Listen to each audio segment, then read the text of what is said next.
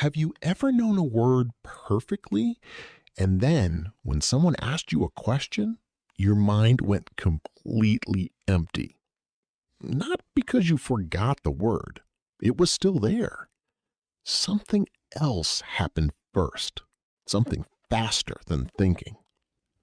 Today, we're going to talk about why this happens, and more important, how to fix it. By the end of this video, you will have 3 real practices you can start today to stop your brain from freezing when you speak English. Let's get started. The moment your brain stops working, you know the word. You've used it before. You can write it correctly right now.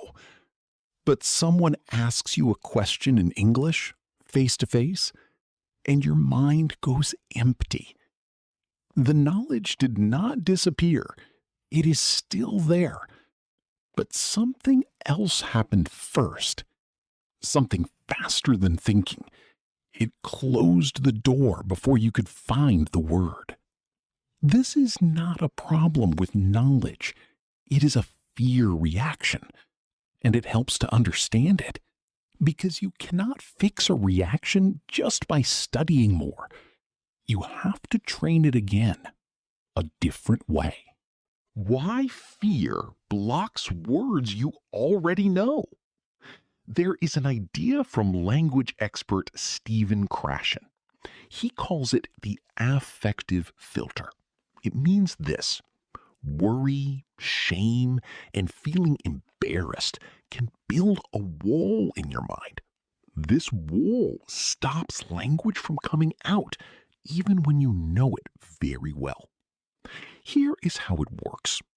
When you feel unsafe, even just socially unsafe, like the fear of sounding silly in front of someone, your brain reacts before you can even think. This happens to everyone, not just language learners. It is the same reason people forget names in a job interview, or forget words they practiced many times during a wedding speech. When your brain feels stress, it sends its energy toward watching for danger. It takes energy away from harder tasks, like finding the right word in a second language. And finding a word under pressure is one of the hardest tasks your brain does. This explains something almost every learner knows well. You can speak English easily alone, in the shower, inside your head. But the moment a real person is listening and waiting, you freeze. Your knowledge did not change between these 2 moments. Only the fear changed. And here is the most important part. Fear is not just a result of low skill. Often, fear is the real cause of the problem in that exact moment. Fix the fear, and the English you already know can come back, often right away. Find your exact fear. I'm scared to speak English is too general. It doesn't help you fix anything. Fear usually comes from 1 or 2 exact triggers. Finding your trigger is what lets you fix it, instead of just trying to feel more confident, which doesn't really work. Ask yourself, which of these feels the worst for you? Being corrected in front of other people? Long silence while you search for a word? Talking to one specific person? A boss, a native speaker, someone you like? Being asked to repeat what you said? Making a grammar mistake that changes your meaning? Most people find that only 1 or 2 of these really bother them. The rest don't feel so bad. Someone who is scared of long silences might feel fine about saying a word wrong. Someone who freezes with one specific person might talk easily with everyone else. Knowing your exact trigger tells you exactly where to focus, instead of trying to fix a big, unclear fear that isn't really just one thing. 3 practices that retrain your fear. Small, safe exposure. Fear becomes smaller when you face it again and again in small, safe doses. If your fear is speaking in front of someone, don't start with a real conversation with a stranger. Start smaller. Record a 30-second voice message of yourself speaking English. Send it to one person you trust, a kind friend, a tutor, or even a language partner who doesn't know you but also won't judge you. The point is not what you say. The point is to show your body through real experience that being seen making mistakes is safe. It is almost never as bad as it feels before you try. The pause practice. If your fear is silence while you search for a word, the answer is not to remove pauses. The answer is to change how you use them. Practice saying a simple phrase out loud every time you would normally freeze. Give me a second. How do I say this? Let me think. Say these phrases alone, out loud, again and again until they feel automatic. Then, in a real conversation, a pause will feel natural, not empty and scary. Silence feels like failure to a listener. A simple phrase feels like normal, thoughtful speaking. The mistake on purpose practice. If your fear is making a mistake, the answer is strange, but it works. Make mistakes on purpose, in a safe space, and keep talking anyway.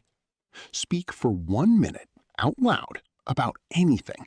On purpose, let a grammar mistake happen, and don't stop to fix it. Keep going to the end of your sentence. This trains a very useful skill, staying in the conversation after a mistake instead of freezing. Listeners notice this far more than the mistake itself. Why just be confident doesn't work. Confidence is not a feeling you can simply choose. It comes from real proof your brain has collected about what actually happens. Telling yourself, don't be nervous right before you speak, does not work. It gives your body no real proof that the situation is safe. What really works is what practice one does. Small, repeated, safe exposure. Every time you speak, and the result is not as bad as your fear predicted, your brain learns a little. This is safer than I thought. This learning builds slowly over many small moments, not from one big pep talk. This is also why one bad moment, like a harsh correction or an impatient listener, can undo weeks of progress. That is why it matters to first practice with kind, patient people. What this feels like in your body. It helps to know the physical signs because many people feel pure panic without knowing it is a normal pattern. Your heart beats faster, your mouth feels a little dry, your thoughts move fast, but your words move slow. And there is a strange feeling, like reaching for something on a shelf and finding it empty, even though you know it is somewhere in the house. Knowing this is a normal body pattern, not a personal failure, is important. In the moment, most people think a fast heartbeat means something is really wrong. This creates a second layer of fear on top of the first one. But your heartbeat is not telling you that you can't speak English. It's just your body's normal reaction before any kind of performance, big or small. This happens to native speakers too. This is worth saying clearly. This exact freeze, the empty mind, the fast heart, searching for a word that won't come, happens to people speaking their own first language too, all the time. Think of anyone who froze during a wedding speech, forgot a coworker's name while introducing them, or went blank in a job interview, even though they knew the answer perfectly an hour before. This is not just to make you feel better. It is a useful, true fact. What you are fighting is not really a language problem. It is a normal human stress reaction to being watched and judged. It happens to fluent speakers all the time. You just don't see it because you are not inside their head the way you are inside yours. Your English is not uniquely bad in these moments. Everyone's language, in any language, can freeze the same way. What to tell yourself in the moment? Most advice stops at practice more and skips the actual 10 seconds when you are stuck, blank, in the middle of a conversation. Here is something real for that exact moment. Say to yourself quietly, it's okay to be slow. Not think faster. That only adds more pressure on top of pressure. Just give yourself permission to be slower than you want. Then say one of your practiced phrases out loud. Let me think for a second. This does two things at once. It gives you real time, and it tells your body that this pause is on purpose and under control, not a visible collapse. A pause you announce sounds thoughtful. A pause you hide feels like panic, more to you than to anyone listening. The replay after you speak. Fear of speaking doesn't only happen in the moment. A lot of it is built afterward, in your mind, replaying what happened. You say something imperfect, you walk away, and then you spend the next hour replaying the mistake, feeling embarrassed, thinking about what you should have said.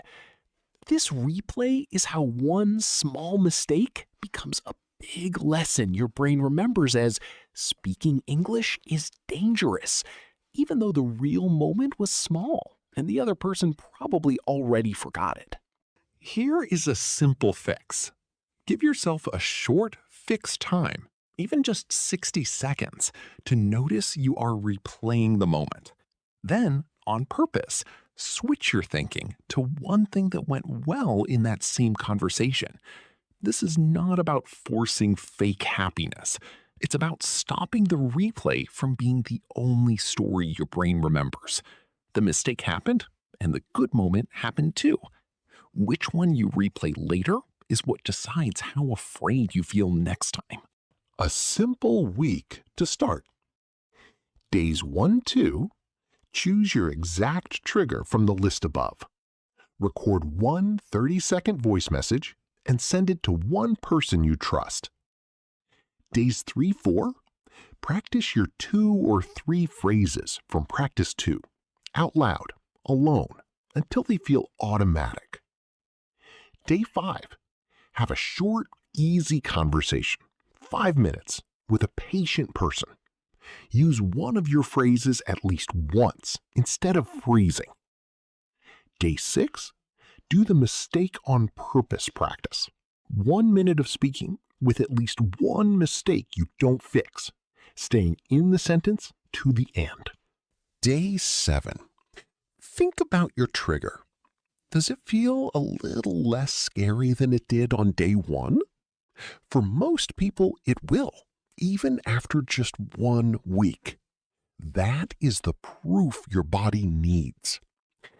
Fear of speaking is not something you were born with, and it does not mean your English isn't good enough. It is a trained reaction built through repeated experience, which means it can also be untrained through repeated experience, just point it the other way. You don't need to feel brave before you speak. You need small, safe moments that teach your body the result is safer than it expects. Confidence comes after that proof, not before it. Choose your exact trigger today. Take one small step toward it. That is where you really begin. If this video helped you understand your own fear a little better, give it a like. It helps this video reach more learners just like you. And if you want to keep building your speaking skills step by step, subscribe and check the next video in our speaking skill playlist. Tell me in the comments, Which fear trigger is your biggest one? Long pauses? Being corrected? A specific person? I read every comment, so write it below. See you in the next video.